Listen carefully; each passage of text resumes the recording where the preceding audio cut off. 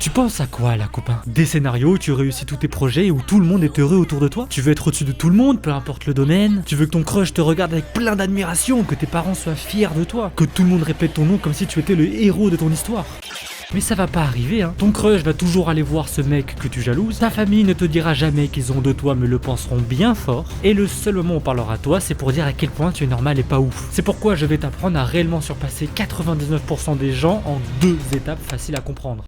La première chose que tu dois savoir, c'est l'ensemble des aspects mentaux et psychologiques avant que tu rentres dans le concret, froid et simple. Dans la majorité des formations, c'est ce que les gens appellent la catégorie mindset. Je déteste ce mot à cause de sa surutilisation, mais t'inquiète, tu vas comprendre rapidement. En gros, je vais te dire des choses simples, mais alors réellement simples, au point où tu connais déjà leurs principes, mais mon travail aujourd'hui, ce n'est pas que tu comprennes ce que je vais te dire, mais que tu le réalises. Premièrement, arrête. Arrête d'idéaliser tout le monde. Je vais pas te dire, arrête d'idéaliser tout le monde parce qu'ils font tous caca et qu'ils sont humains. Ce que je veux te dire, c'est que tu idéalises les gens pour les mauvaises raisons. Je vais te donner un parfait exemple. L'un des meilleurs joueurs de basket qui ait existé au monde, c'est Kobe Bryant. Il était si fort qu'il fait encore partie aujourd'hui du débat de qui était le meilleur joueur de l'histoire. Je vais te poser une question simple. À ton avis, qu'est-ce qu'il mangeait en majorité avant ses matchs? Tu vas peut-être penser à un truc de fou qui coûte 1000 € le repas, mais que tu sais que si t'étais prêt à le manger, t'aurais le même niveau que Kobe Bryant. Eh ben non! La majorité de ses repas, c'était une pizza pepperoni et un soda. La majorité, donc facile plus de 50% de ses matchs, et il a joué 1346 matchs. Donc environ 673 pizzas pepperoni. Normalement, ça c'est le menu avant de taper un City, pas un match NBA. Là, on parle du potentiel meilleur joueur de l'histoire. Pourquoi je te parle de ça? Parce que tu te préoccupes des mauvaises choses, des choses préparatoires secondaires. Alors que ce qui est fou chez Kobe Bryant, c'est que durant l'été, ses journées, c'était de se lever à 3h du matin, s'entraîner de 4 à 6h du matin, repos, s'entraîner de 9 à 11h du matin, repos, s'entraîner de 14 à 16h,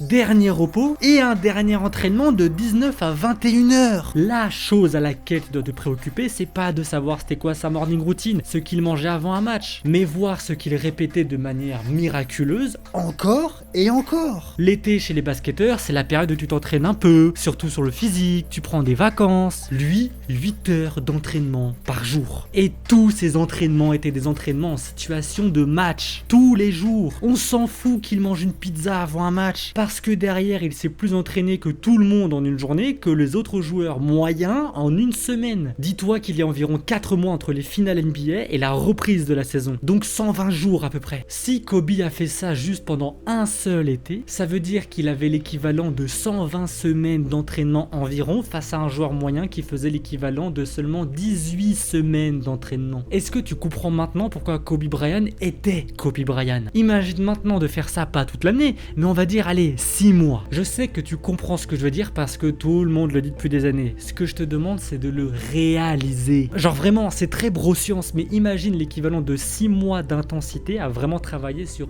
une seule chose. La dernière chose que je veux que tu réalises maintenant que tu es tout excité à l'idée de voir comment faire ce plan parce que ça va être miraculeux, c'est de comprendre et de réaliser que personne ne va te croire. Tu as sûrement une idée qui est un peu ou totalement à contre-courant de ce qui se fait habituellement. Déjà juste le fait de lancer un truc en indépendant, c'est pas mal à contre-courant contrairement à ce qu'on pense. Oui, toi sur les réseaux, tu vois toute la journée des gens qui ont lancé leur truc en indépendant et tu te dis que tout le monde est dans l'entrepreneuriat. La vérité, c'est que c'est un mensonge. Dis-toi que d'après l'INSEE, on a environ 64 millions de Français dans le monde. On a 40% qui sont salariés, 7% de chômeurs et seulement 3% d'entrepreneurs. Et j'ai pas parlé de ceux qui gagnent au moins le SMIC. Donc la vérité, juste être entrepreneur, c'est encore être à contre-courant aujourd'hui. Mais bon, c'est pas déconnant comme idée de juste gagner sa vie en tant qu'entrepreneur. Imagine tu as un projet encore plus dur, genre être le meilleur, mais vraiment le meilleur dans un domaine, ou réussir un record du monde compliqué, un truc du genre. Et bah la vérité, c'est que personne, même ta mère ou la personne la plus proche de toi ne va croire en ton projet. En fait, le truc que tu dois vraiment réaliser, c'est que personne, je dis bien personne, ne croit vraiment en toi. Là tu vas me dire, ouais ok PPTDR, merci Naruto. Non,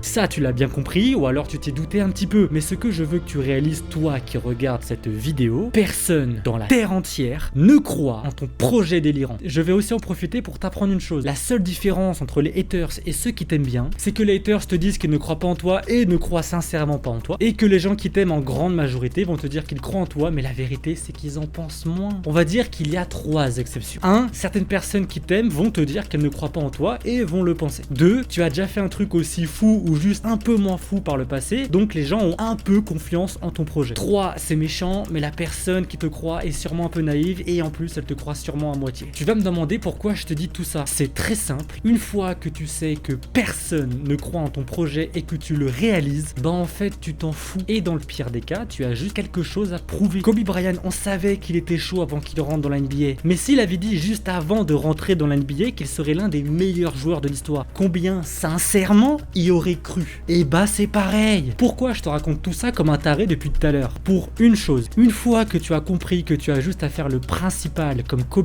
et que le secondaire vient après, et que tu sais que c'est juste par l'action que tu vas avancer, puisque personne ne croit en ton projet, bah il ne te reste plus qu'à commencer bêtement le projet. Je suis pas là à te dire vas-y mon garçon, ils croient pas aujourd'hui en toi mais demain ils seront tes fans. Mais tu n'as plus aucune raison de te demander l'avis des autres. Pas parce que tu le sais, mais parce que tu le réalises déjà. Bon, rentrons dans le pourquoi tu as cliqué sur cette vidéo. Alex Hormozi est un investisseur, entrepreneur et philanthrope américain qui a vendu beaucoup de livres et qui partage beaucoup de ses connaissances sur les réseaux. Dans un de ses récents événements, il vient te parler des 5 éléments que tu dois comprendre pour tout réussir en 2024. Et je vais justement m'imprégner de ces 5 choses pour te faire un plan sur lesquels tu auras juste à suivre mes indications jusqu'au 20 mars 2024. Tu vas faire étape par étape. Mais quand je te dis de le faire cette fois-ci, je ne te demande pas de faire un plan avec étape 1, 2 et 3. Je te demande de faire étape 1 et 1,1, 1,2 et 1,3 jusqu'à l'étape 3. Qu'est-ce que je veux dire par là? Très simplement, si je viens et que je te dis fais étape par étape, tu vas me regarder avec un sourire gêné. Pourquoi? Parce que tu ne connais pas les étapes à faire. Je vais prendre 2 exemples simples. Tu n'auras qu'à suivre le bon pour le copier dans ton domaine. On est le 1er janvier 2024 et on a 2 amis, Antoine et Kevin. Les 2 souhaitent devenir des créateurs qui gagnent leur vie grâce au réseau. Ils sont tous les 2 à environ 0 € par mois avec leur activité indépendante. Mais Antoine veut gagner 7 000 € par mois d'ici juin. Kevin, lui, juste 3 000 €. Antoine, il a imaginé une version de lui du futur qui arrive déjà à faire 7 000 € par mois aux alentours du mois de juin et se compare à lui. Kevin, lui, de son côté, il voit son meilleur ami dans une société qui paye bien et il sait qu'il gagne environ 2 000 € par mois et il veut juste gagner un peu plus que son meilleur ami aux alentours de juin. Mais c'est pas fini. Antoine imagine tous les traits de caractère qui rendraient cet objectif impossible. Impatient, pas confiance en lui, fait pas de sport. Il les liste et écrit maintenant leur contraire. Patient, charismatique, sportif. Kevin fait pareil, mais Antoine lui décrit tous les détails qui expriment les traits de caractère dont on a parlé. Patient, eh bien je vais travailler sur autre chose en attendant qu'un collègue finisse sa partie du projet au lieu de rien faire. Charismatique, je suis timide, c'est dur, mais en soi, si je souris tranquillement, que je me rappelle des noms des personnes à qui je parle, que je ne coupe pas la parole aux gens et que je les regarde dans les yeux, ça fera l'affaire pour commencer. Sportif, mais dans quoi? J'ai pas forcément envie d'aller à la salle, j'aime bien courir, ok, bah je vais me faire un plan tout bête à suivre à tel jour précis, même si c'est un programme tout bête, au moins j'en ai un avec un circuit totalement compréhensible. Et Kevin, lui, bah il a écrit patient, charismatique, sportif. Mais il a pas fait les détails, il sait juste qu'il doit être patient, charismatique et sportif. Dernière chose, Antoine, lui, se dit que la chose la plus importante à faire, c'est juste de faire les actions précises qu'il s'est dit de faire. Tous les jours. Il ne cherche pas à faire la vidéo du siècle, il cherche à faire une vidéo ou une photo qualitative, mais au moins une par jour. Kevin, lui,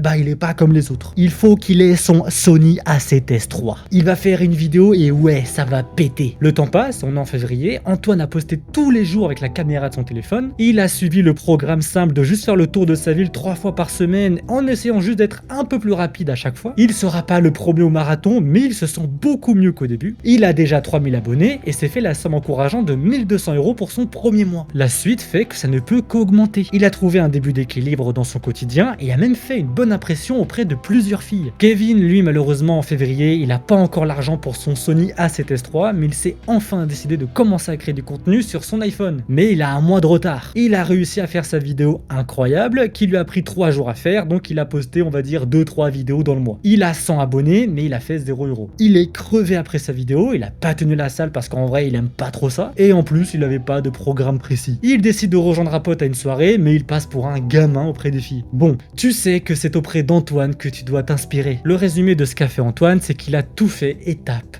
par étape. Il se compare à une version de lui-même du futur, pas à quelqu'un d'extérieur. Il a compris que plus le fossé est grand entre son début et son objectif, plus il sera motivé. Donc il a mis directement 7000 € comme objectif. Il liste des étapes comme le fait d'être plus charismatique par des actions simples comme juste sourire et se rappeler du nom des gens. Même chose pour poster tous les jours, il a noté simplement qu'il fallait tel nombre de posts et de stories par jour en gardant la répétition. Et même au niveau du sport, il s'est gardé la complexité pour plus tard et il est resté sur la répétition des choses simples. En fait, le fin mot mot de l'histoire, c'est de te préparer ton plan exactement comme si tu étais un nouveau-né. Si tu parlais à un bébé, tu ferais le plan le plus simple à comprendre pour lui. Eh bien, le truc tout bête avec ça, c'est que tu dois te considérer comme un bébé. Quand je dis étape par étape, je dis toutes les étapes pour qu'un pro ou un parfait débutant puisse comprendre autant l'un que l'autre ce que tu fais. Si je veux t'entraîner à avoir des plus gros pecs, je vais pas commencer à te dire ok mon pote, attaque la partie claviculaire avec 40 degrés avec la poulie haute. Non, fais des pompes. Ouais mais les pompes c'est pas optimal. On s'en fout. Tu commences. Le but c'est juste de travailler. Tu veux que je te dise? Il y a plus de gens qui ont progressé en musculation en faisant juste des pompes et des tractions que des gens qui se sont pris la tête 20 000 ans pour trouver le programme parfait. La chose la plus dure dans tous les aspects de ta vie, ce n'est pas la complexité, c'est la répétition. À ton avis, qui a la meilleure note entre l'élève qui connaît le théorème le plus dur en maths et celui qui a juste fait et refait tous les exos tous les jours? Fais-moi des pompes, on verra après pour la complexité. Prends ton programme d'entraînement, marque 3 séries de pompes, 3 séries de tractions, 3 séries de squats et fais le maximum. Et essaye de progresser à chaque séance. T'as pas l'argent de te prendre un coach et t'as pas le temps d'apprendre tout ce qu'il y a à savoir pour faire le meilleur programme avec tes segments osseux, ton anatomie et ton passif. T'as pas l'argent et le temps. Fais des pompes, bordel. Si tu veux, dans 3 mois, si tu as tenu ton premier plan, je prendrai certains d'entre vous qui me payeront pour apporter la complexité et aller encore plus vite. Mais là, au moins pour les 3 premiers mois, arrêtez de complexifier les choses. Tu feras un raid plus tard avec ou sans mon accompagnement. Là, tu dois juste farmer. Tu veux aller encore plus loin? Prends toutes les choses que ton toi du futur en juin 2024 sait faire. Et tu vas juste marquer toutes les étapes, aussi infimes soient-elles, sur un Google Doc. Tu te fais un jeu vidéo aussi simple à comprendre que les niveaux dans Mario Bros. Mais ça peut pas être aussi simple. Les gars, c'est exactement ce que j'ai fait. Quand j'ai commencé ma chaîne YouTube, je m'étais dit, pas de short, mais une vidéo longue par semaine minimum. Pas de montage incroyable, mais juste un truc bien rythmé. On crée pas un personnage, on reste soi-même devant la caméra. On s'embête pas sur le masque, on prend le même qu'Anti Prophet, mais en noir. Mais on lui demande quand même avant. Et qu'est-ce qui s'est passé? Bam, 30 000 abonnés en un mois et je me suis fait... C'est même allé encore plus vite que je le pensais, mais c'est normal, c'est comme si j'étais sur le chemin de Mario Bros et que j'ai eu la chance de tomber sur une étoile qui a accéléré le chemin. Mais qu'est-ce qui s'est passé après? J'ai pas respecté le rythme d'une vidéo par semaine, je me suis laissé aller, et bah voilà. Le mois d'octobre au novembre, j'ai chopé 30 000 abonnés. Le deuxième mois, j'ai juste fait 600 abonnés et même pas 1500 €. J'ai littéralement fait le chemin de Antoine et de Kevin. Là, mon plan est très simple. Je vous en parlerai dans une prochaine vidéo. Mais en gros, faut que je fasse beaucoup plus d'argent, genre 10 fois plus que le premier mois. Et mon chemin Mario Bros, bah il est prêt. J'ai juste à répéter et tout va bien se passer. Tout ce que je te demande, ce n'est pas d'arrêter de te prendre la tête, mais de juste répéter comme un débile et de chercher la complexité après. Bisous.